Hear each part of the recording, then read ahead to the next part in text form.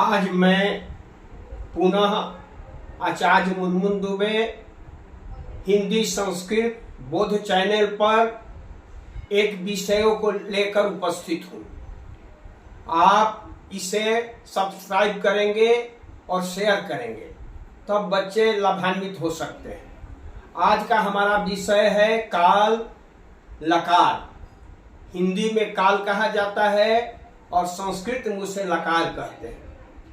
वैसे संस्कृत में 10 लकार होते हैं, लेकिन इंटर स्तरीय विद्यालय के छात्रों के लिए 5 लकार से ही काम चल जाते हैं। उन 5 लकारों में हिंदी के 11 काल के भेदों को बांटा गया है।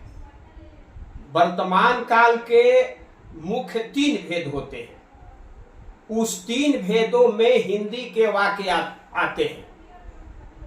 उन तीनों का वाक्य लट लकार से ही हम बनाते हैं। उसमें थोड़ा सा परिवर्तन करना पड़ता है। तो बच्चे अवश्य जानते होंगे कि काल किसे कहते हैं। क्रिया के समय को जो सूचित करता है उसे काल कहते हैं। अंग्रेजी में है tense indicates time of the verb. क्रिया के समय को जो सूचित करता है, क्रिया किस समय हो रही है, वर्तमान काल में है कि भूतकाल में है कि भविष्य काल में है। लकार में जो 5 लकार है उनमें मैं एक आज लट लकार की बात कर रहा हूं। लट लकार में वर्तमान काल होता है और वर्तमान काल के 3 भेद आपके सामने मैंने लिखा है। तो एक है सामान्य वर्तमान, एक है तात्कालिक वर्तमान, एक है संदिग्ध वर्तमान। तो रवि पुस्तक पढ़ता है, यह सामान्य वर्तमान काल का वाक्य है। राम पुस्तक पढ़ रहा है, यह तात्कालिक वर्तमान काल का वाक्य है। और राम एक बुद्धिमान छात्र है, इसमें है क्रिया है, दूसरी क्रिया नहीं है। हो, है, हूं, हैं, ये भी वर्तमान काल में क्रिया प्रधान रूप में आती है। तो इसको ही सामान्य वर्तमान में मान लिया जाता है। तीसरा है संदिग्ध वर्तमान, जिसका वाक्य होता है वह घर से आता होगा। तो इन तीनों का अनुवाद संस्कृत में हम वर्तमान काल के लट लकार से ही बनाते हैं। जैसे मान लीजिए मैंने गम लट लकार का रूप मैंने नीचे लिखा हूं मैं। जैसे प्रथम पुरुष में पठती होता है एक वचन में, पठतः द्विवचन में और पठंती बहुवचन में। मध्यम पुरुष के एक वचन में पठसी होता है, द्विवचन में पठथा होता है, बहुवचन में पठथा होता है। उत्तम पुरुष के एक वचन में पठानी होता है, द्विवचन में पठाव होता है और बहुवचन में पठामा होता है। तो मैं पहले बता चुका हूं विभक्ति के बारे में क्या और पुरुष के बारे में। तो पठती क्रिया के साथ सह आएगा, सह पठती वह पढ़ता है, तो पठतः वे दोनों पढ़ते हैं, ते पठंती वे लोग पढ़ते हैं, तुम पठसी तुम पढ़ते हो, जुआम पठतः तुम दोनों पढ़ते हो, जुयम पठतः तुम लोग पढ़ते हो। उत्तम पुरुष में अहम पठामी मैं पढ़ता हूं, अवाम पठाव हम दोनों पढ़ते हैं, वयम पठामा हम सब पढ़ते हैं। तो यह जो है सामान्य वर्तमान काल के जितने वाक्य हैं, तो इस क्रिया के आधार पर उसका हम अनुवाद बना देंगे। जैसे है मान लीजिए कि रवि पुस्तक पढ़ता है, तो रवि में प्रथमा विभक्ति का रूप लिखेगा रवि, कर्म हो गया पुस्तकम और पठती क्रिया हो गई, पठती क्रिया हो गई। तो यह जो है यह वर्तमान काल सामान्य वर्तमान काल का यह वाक्य हो गया। अब मान लीजिए कि राम पुस्तक पढ़ रहा है, तो कुछ लोग जो है राम पुस्तक पढ़ रहा है तो रामः पुस्तकम पठति इससे भी काम चला लेते हैं। लेकिन दूसरे नियम के अनुसार रामः पुस्तकम पठन् अस्ति, पठन् अस्ति, पठन् अस्ति। इसका मतलब है कि राम कर्ता हो गया, पुस्तकम कर्म हो गया, पठम सत्री प्रत्यय से पढ़ता, पढ़ता का पढ़ रहा का अर्थ बोध होता है, अस्ति क्रिया है, तो राम किताब पढ़ रहा है। और दूसरा वाक्य है, एक अगला वाक्य है कि राम एक बुद्धिमान छात्र है, तो यहां है क्रिया है, तो यहां लिखा जाएगा रामः एकः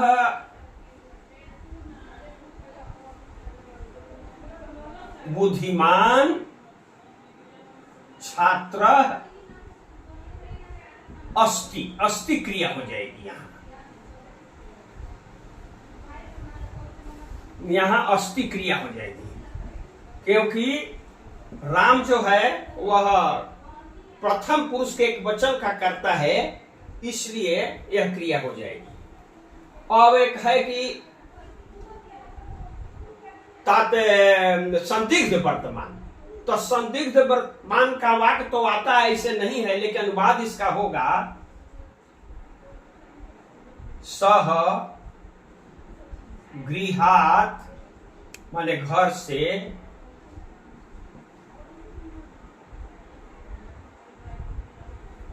आगच्छन्, आगच्छन्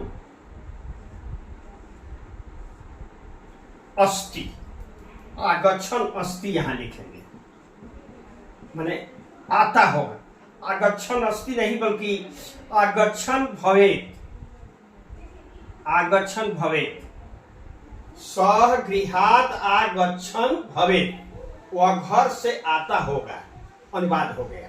तो कहने का भाव ये है कि वर्तमान काल में ये तीन तरह के वाक्य आते हैं, तो तीन तरह के वाक्य को बनाने के लिए लट लकार का ही प्रयोग होगा।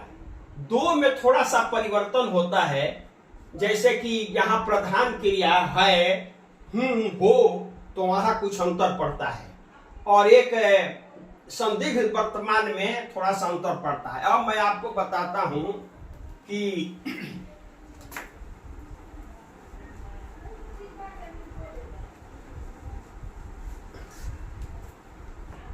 वर्तमान काल में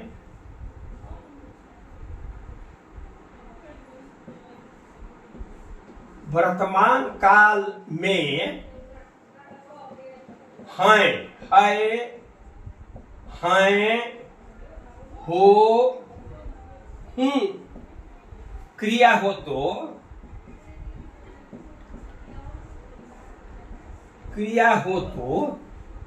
क्या करते हैं, तो औस धातु के लट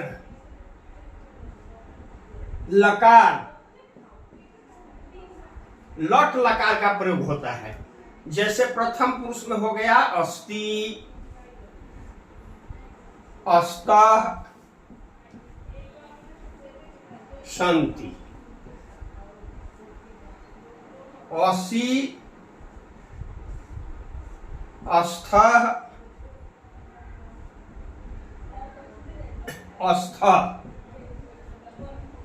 अस्मि,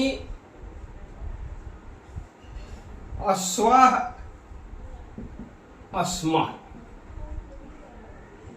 ये जब क्रिया वर्तमान काल में जब है, हैं, हो, हूं क्रिया हो, तो अस धातु का ही प्रयोग होता है।